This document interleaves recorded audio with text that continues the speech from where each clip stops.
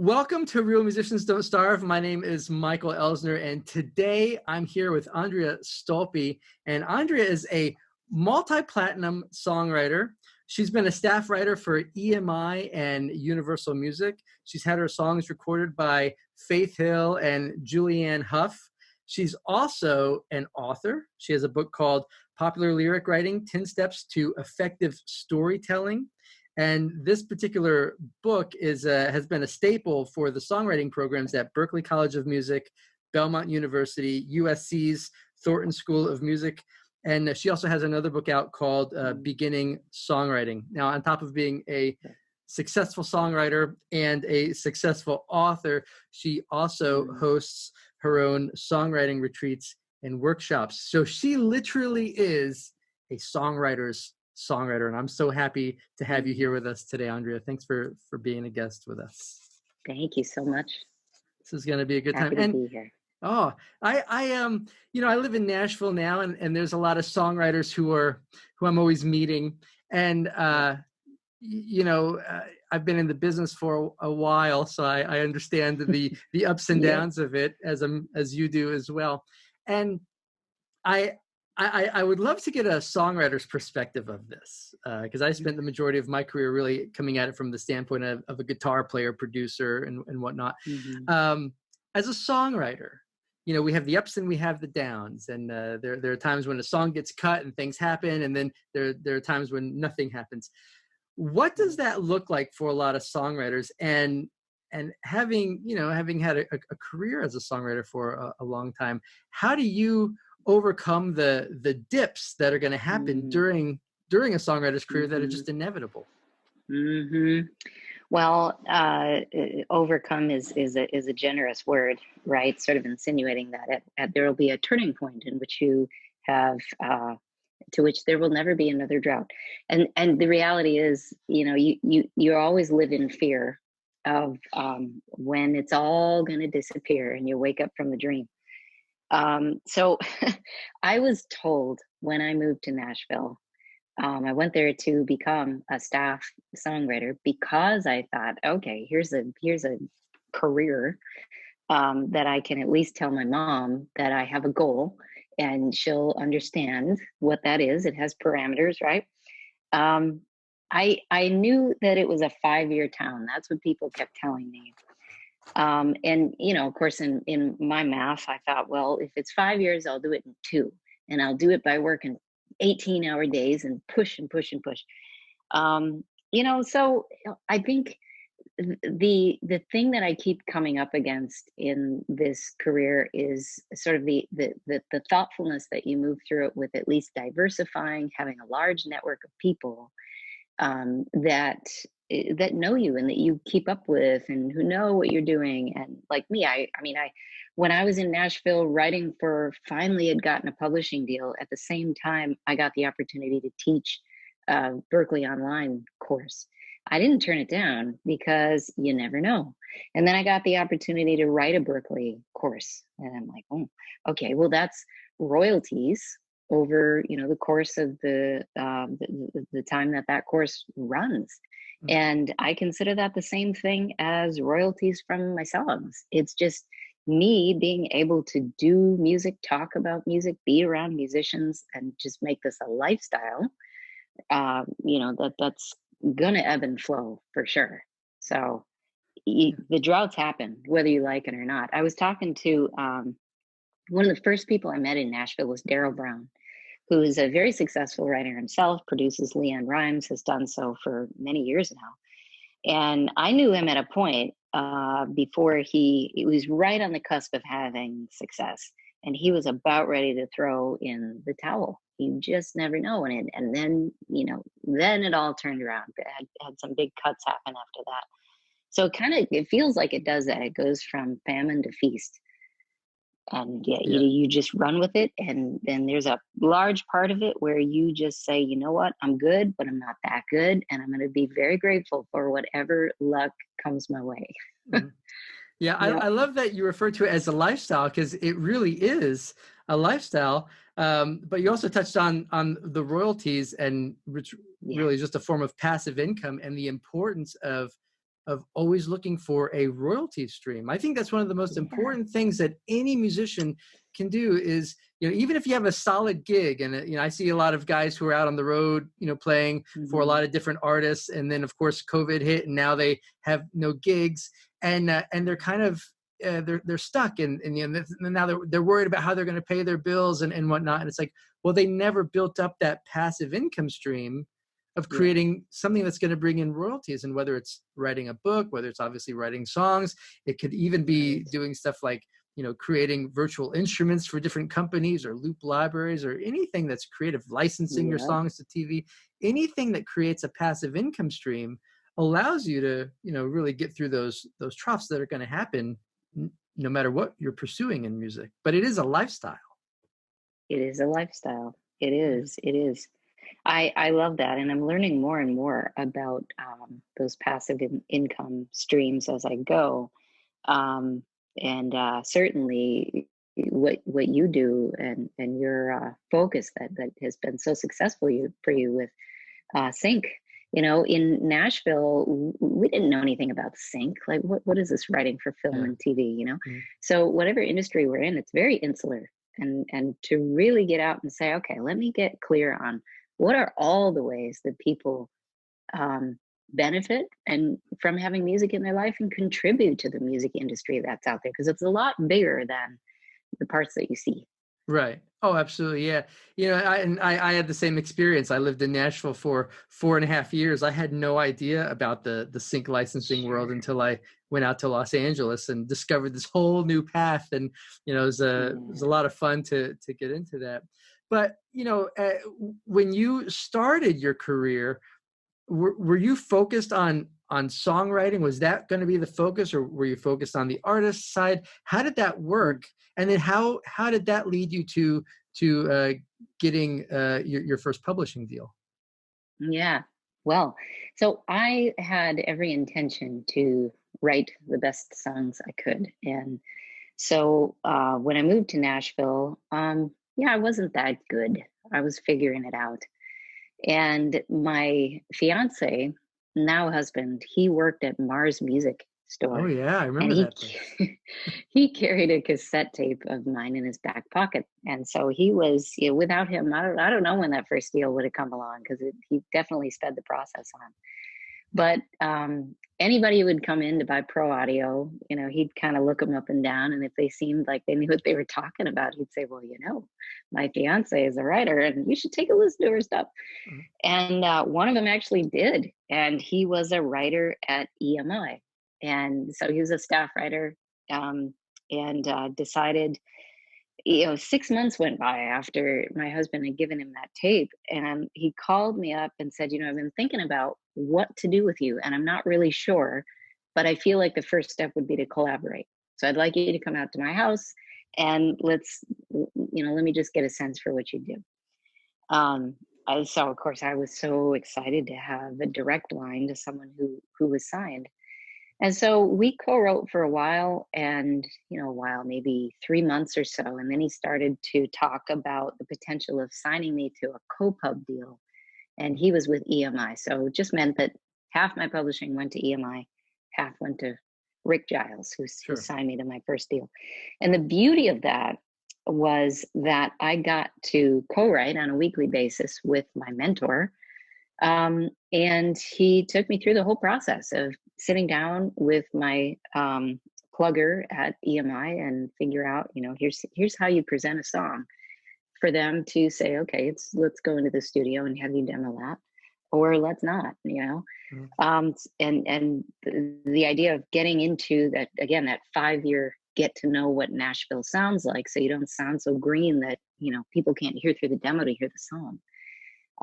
So it was just a really awesome, lucky learning process for those couple of years that I was with him. Yeah. You talk about mentorship, and I think that's so important. I probably just like you, I spent so many years on my own developing my skills before I decided to take the plunge and move to Nashville and start the journey. And, fortunately, like you, I ended up meeting someone who became a mentor. And when I look at all the various roles that I've played throughout my career, from guitar player to songwriter, producer, engineer, etc. All of them had a mentor along the way. I had a mentor as a guitar player. I had a mentor as a producer, right?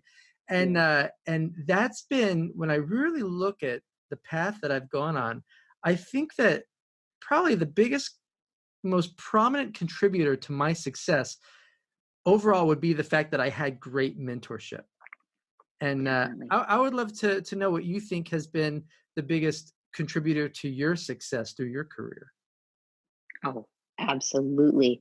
It's funny, mentors in my career have been something as short-lived or a more temporary relationship as a collaborator, that I write one or two or three songs with over time. And there's been hundreds of those. Mm-hmm. And then the longer term mentors, some of whom I would consider my publisher at Universal, Scott Gunter, to have been a strong mentor in my life. Mm-hmm. But yeah, and some of these folks, Jeff King, who played guitar for me for a long time on my sessions, very much a mentor. Mm-hmm. So absolutely, wholeheartedly, that network of relationships is the most important part. You can have half the talent you think you need. If you have mentors who are worth their salt and you're willing to really hear them and put in the time, you got a good chance. Yeah. I think that's really what I see going on around me. Yeah, I heard a phrase recently called "Your network is your net worth," and when I heard that, it just blew me away. I thought that is one of the most true statements I've ever really heard. Your network, the people that you surround yourself with, they really do become your net worth as a musician as a whole. Yep. Yeah. It's totally. and it's a fun journey too. I think a lot of musicians or just people in general are afraid to network, and they're afraid to put themselves out there. But and I was one of those too. But I really got to the point where, and I've gotten to the point that I love meeting new people and having conversations with them and learning about them. And how you said you've had hundreds of co-writers, and all of them kind of become a mentor in some way, because you can learn something from everyone that you're working with, for sure. It's so true. And when I started out, I was so self-conscious in the room with people, or I'd go to the Bluebird Cafe in Nashville and I'd sit down and realize that Don Schlitz was sitting right next to me, writer of The Gambler, right? Mm-hmm. And there was a point where I started to kind of take the good advice of others and recognize that if I didn't get clear what it was that I could contribute to other people and really think about that in terms of my relationships, it was just going to be a miserable uphill climb the whole way, trying to stay connected to people and make new connections. And so, that was something, is thinking about what can I bring into the room, into the relationship, and really just spending a good half hour at the end of every week, sitting down and thinking about these people in my network, and what could they need that I could bring. And it could be as simple as I'm going to set up a writer round and book the club. I'm going to book that night, and I'm going to invite that friend and to play, and I'll make sure that everybody on my list knows how great this person is. So I think that's been something that took a little while for me to understand, but once I did, it made that whole process of getting connected and staying connected more enjoyable. And that also just made you more valuable to them and their community. If you're putting on these events and inviting them to it and offering something of value to them like that, then of course they're going to keep working with you and keep bringing you into their community as their network builds and whatnot. And that's such a great example of being proactive and seeing what you can bring to the table and what you can offer these people who might be even much more established than you were at the time. But you can still figure out this other angle of what you can provide them that's valuable. That's so important. And something that's coming up for me too is, I used to try to do so many things on my own. So I would have a show booked and I would know, God, I need to practice. I need, and of course there's a lot of things that I I like to write the song on my own. I like to perform the song on my own. I like to do it all. But it really, in the end, I started to really feel so stressed about not having enough time. And, Mhm. what am I doing this all on my own anyway? If I really want to up my game, I'll have Jeff come out and play with me. Mhm. And, and I'll try to pay him. But maybe there's something else that I can do, like suggest that he plays guitar for my, collaborators next session. Mhm. So I think that that whole idea of being a connector for other people has been a big, big game changer in ensuring that my career is more sustainable Right.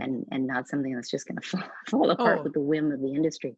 oh, absolutely. Yeah, you're really building a reputation among the people that you're working with as someone who they Yeah, can rely on, and like I said, you're bringing value to that situation, and you're being proactive. And there's so much there's definitely. so much power to that. And one of the great aspects of that is that when you're doing that, you're really focused on other people, and you're Yeah. not focused on just yourself. You're focused on what can I do that's going to offer value to their career as well. If you're bringing value to other people's careers, they're going to take you Mm. along for the ride for sure. Hey, I just want to jump in here for a second and let you know that if any of your goals over the next year include recording and releasing a new album, generating placements of your songs on TV shows and films, or just building a fan base that will sustain your music career, I want to invite you to my special workshop, Real Musicians Don't Starve. In this workshop, we are going to focus on the 3 keys to your success, and you're going to learn an extremely powerful strategy that allows you to create your own wow factor. This allows you to attract opportunities to you and your music, as well as remove any financial worry from your life. You can check out this workshop for free at realmusiciansdon'tstarve.com/workshop. Now back to the podcast.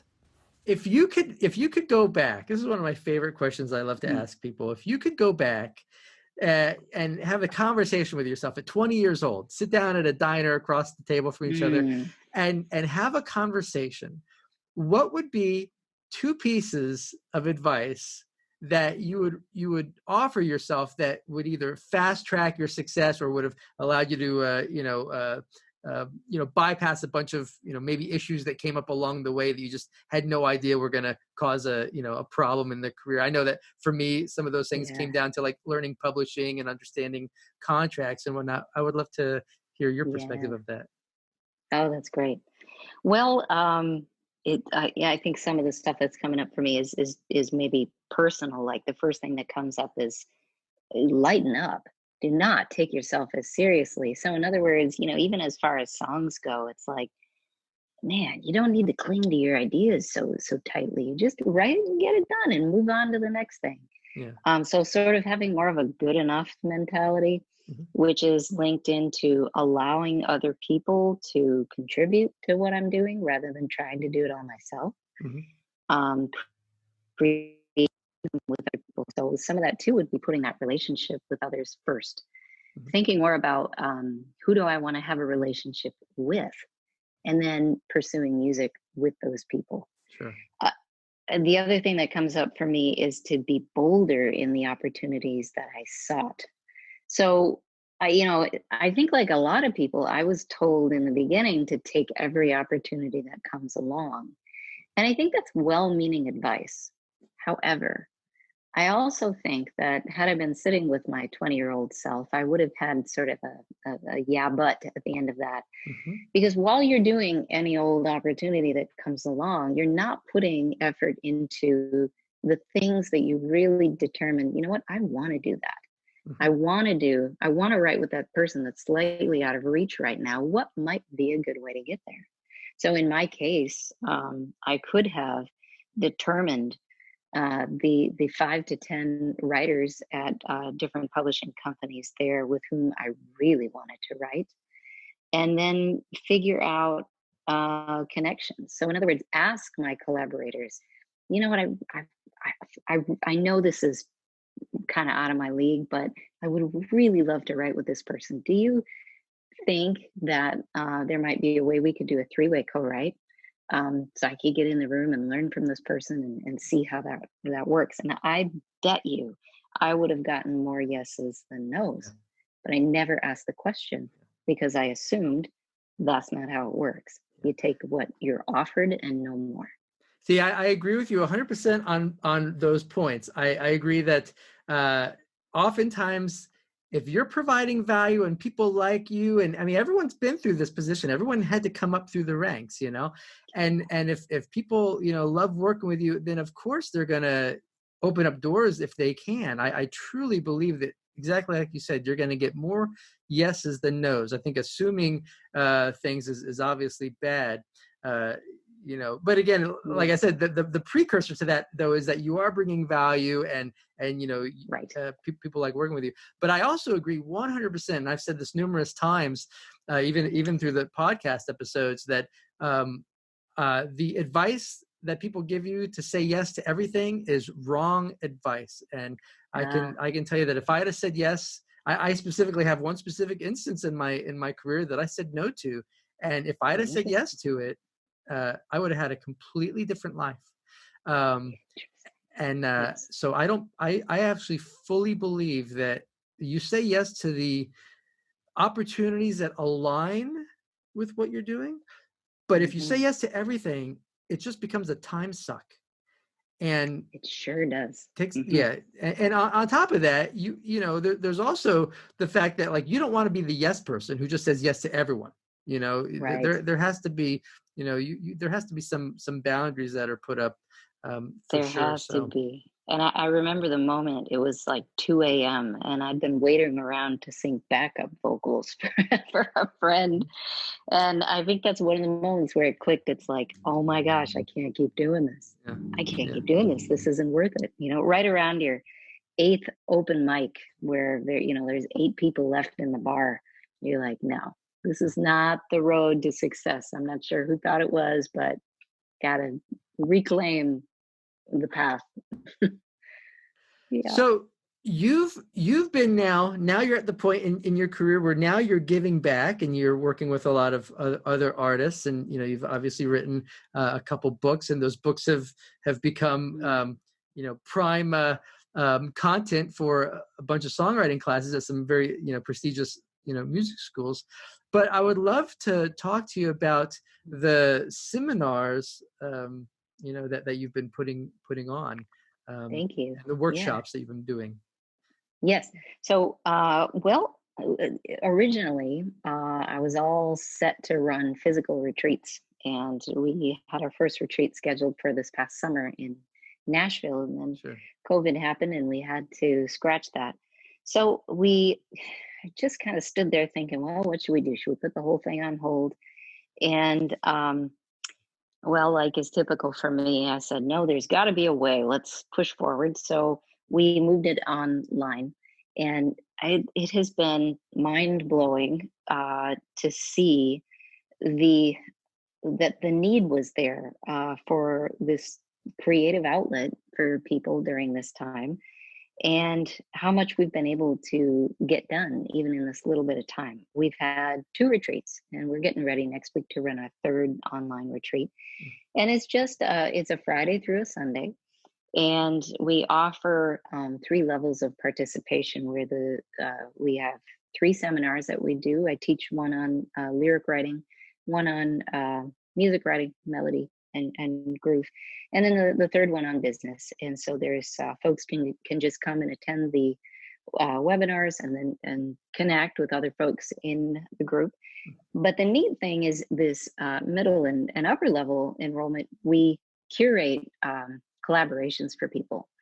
And so it's the vision that I had was, you know, it's a safe space where you get positioned with people who are kind of like-minded in the sense that we screen the music from every applicant to make sure that they're in the room with people who desire to create something similar as far as, you know, from what they submit.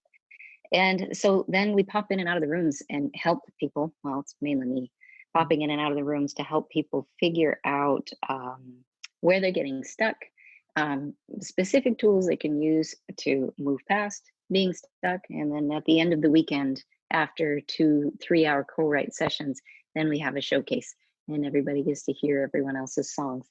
And by the end of the weekend, it's it's so inspiring. People are, even since our June retreat, we're very active on our Facebook alumni group, and people are continuing to co-write and writing with others in the group they didn't get the chance to write with um, during the weekend. And then we've had some opportunities come up within the industry, so projects that they're writing for, and pitches. So we've got some good stuff happening there. I think one of the most important, I love these types of workshops. I've been a part of them many times over the years. And I can tell, I think every songwriter who's been in Nashville for a couple of years, or any songwriter who really ended up in a music community for a number of years, will always say that they grew. Those first couple of years is when they grew so much, because I grew up in upstate New York, where I didn't have other co-writers to write with. I had, one or two guys that, that were also in the music, but I was serious about it. And so it's hard to grow when the people that you're around most of the time aren't at a higher level. But when you start putting yourself in, especially in a music industry town, but if you can't live in it, in that town, in these types of workshops, where you're suddenly surrounded by these other songwriters who are also just as focused on building their craft and getting better at it and writing better songs, it just naturally makes you a better writer. And these are great opportunities to grow, to meet other potential collaborators. And just as we were saying earlier, your network is your net worth. And, you never know. You never know what song you write with someone is going to turn into something. I've had plenty of songs placed on TV shows and movies over the years that I never thought were going to do anything. One example that I always talk about, and that I actually share inside my course, is I had a song that I thought, I didn't give much thought to it. I wrote it with this guy. We wrote it for his record. And we wrote it really for his album and whatnot. And I didn't, it didn't resonate with me. I was just helping him write a song. But I decided, well, I'm going to put this out. I'm going to send it out to some music supervisors. I didn't expect anything of it. And next thing you know, it was getting placed on Hannah Montana and the movie High School Musical 2. And you never know. And that was a big thing for me early in my career that ascended me in the licensing world rather quickly.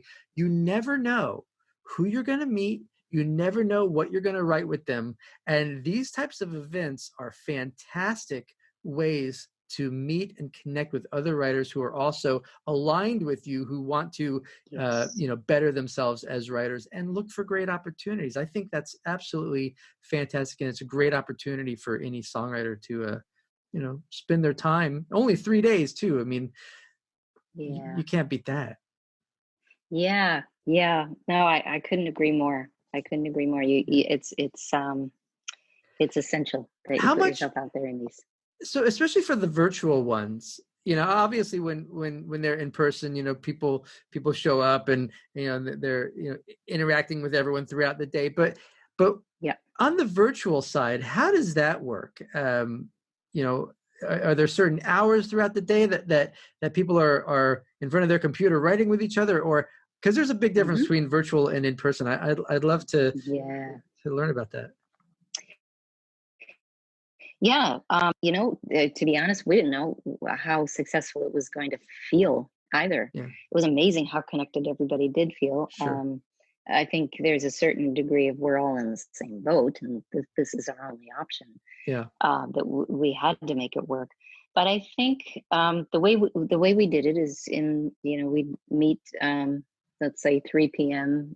Pacific time on Friday, and we had people from literally all over the world coming. And so there were people who were, on their first cups of coffee in the morning, and there were people, trying to stay awake.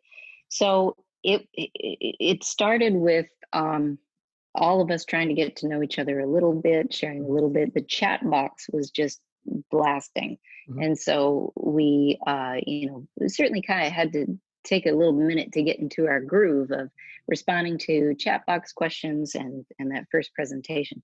The way we did it is I had the first presentation on lyric writing was 2 hours, during which though we would break people up into breakout rooms. And so they got the chance to try some of the tools together with a group. and then with a different group, 25 minutes later. So even if you're just coming to kind of check it out, you're not sure if it's the right thing for you, you get some experience, and you meet about 9 people that you didn't know before, Yeah. in the span of 2 hours. And then we'll take question and answer period. And then really Saturday, we begin with the same idea. And then in the afternoon, let's say from 2 to 5, there's the collaborative sessions. Right. So again, breakout rooms in groups of 3. So there's that safety there, it's not you and one other person. And if you're not feeling it, then you're kind of, we're stuck. So I really, being in the room with enough people, I feel like I can provide enough of a comfortable situation that it helps people to feel like they're getting something accomplished and learning something, and hopefully coming out with a song they like. And then in the evening, we do a 2-hour, Saturday evening, we do a 2-hour pitch session. And so for that song critique session, we talk about how to give critique and how those typical feedback things that you get on songs when you're pitching, how those translate into actual tools. Oh, yeah. I'm a huge support. I mean, my main goal is to support the songwriter. You tell me any pain point, any struggle, any poor critique that you've received, I have received it. Yeah. Or I certainly know about it. And so those are the kinds of things where you need a group like this who can say, I've been there. I know how deflating that is. And let's demystify this. Oh, I don't know, it just doesn't feel right, or this song is too long. Well, what do I cut? Well, I don't know. The feedback that you get from most industry people is more just, this isn't right for this project because, and they won't give you they won't give you tips and tools on how to rewrite it because they have no idea. And so that's what these groups are about. It's okay, I understand that feedback, and let me tell you what that could mean in terms of tools.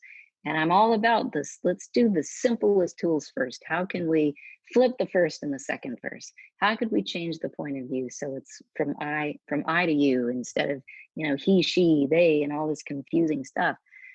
So there's a lot of tools that help give the songwriter more confidence in the ability to measure your own quality of music, so you're not just paralyzed all the time. Yeah. I've worked remotely for 8 years now with my main co-writer. The majority of all the trailers that I've done, because I moved to Nashville a number of years ago, and he's still in Los Angeles, they're all remote. We get online and just send files back and forth through Dropbox, and then of course we'll have Zoom sessions and whatnot. But if anyone thinks that you can't work and write remotely, you can absolutely work and collaborate remotely. And I actually enjoy the process of collaborating remotely a lot. It's a very enjoyable process because you're in your comfort zone. I'm in my studio being able to create. He's in his studio being able to create. We know, we work on different systems. I'm in Pro Tools. He's in a different system. So there's, that was always the tough thing with anytime I go to someone else's studio, because sometimes I just want to sit down and I want to do the stuff, with the engineering background. Right. But if I don't know the DAW, then it's like, oh, now I got to sit and explain what I want them to do. And I could literally do it in 3 seconds, but it's going to take 3 minutes. And collaborating remote is absolutely fantastic. So where can people go to learn more about you and more about the workshops that you have coming up? Thank you. Yeah. Well, a simple place to go would be andreastolpe.com. Okay. And on there, certainly signing up on our mailing list would be the best way to keep in touch. We have some, I hope, some great articles on there, and I'm continuing to upload new content, and we've got some really tangible information and tools of the craft that I hope are helping people to get started right away with improving their craft. And beginning in November, we'll be launching a mentorship program that will enable us to work more one-on-one with songwriters who Yeah. are quite serious about entering the market. Mhm. And really a mentorship program, that's oftentimes what happens even with artists who are signed to, or musicians who are songwriters who are signed to publishing deals. Their publishers oftentimes become that mentor, but until you get to that point, Yeah. it's really powerful, no matter where you're at in your career, to always have a mentor, always have someone who's not your mom, who thinks everything you do is great, but someone who can really understand what you're doing and give you honest feedback, but also give you direction that's going to allow you to develop your abilities. And that's so important. Absolutely. Yeah. Yes. So I have high hopes for that. Yeah. We'll see. But it'll be our first group in November. Oh, that's awesome. Well, I always love to end these podcasts with our manifesto. And here at Real Musicians Don't Starve, the real focus that we have is that as musicians, we are business owners, and our business is music. Now, a business is simply an organization where value is provided in order to make a profit. And unlike starving musicians who operate with a mindset of scarcity and fear, as success-driven musicians, we operate with a mindset of abundance, confidence, and service. We are doers, we are dreamers, we are creators, and we are achievers. And we know that our true value is determined by how many people we serve and how well we serve them. Because our truth is, real musicians don't starve. So, Andrea, thank you so much for being with us. And everyone who's listening, I really encourage you to go to Andrea's website. I'm going to include the link below this video for you as well, if you're watching it on the internet. And until then, we will see you in the next episode.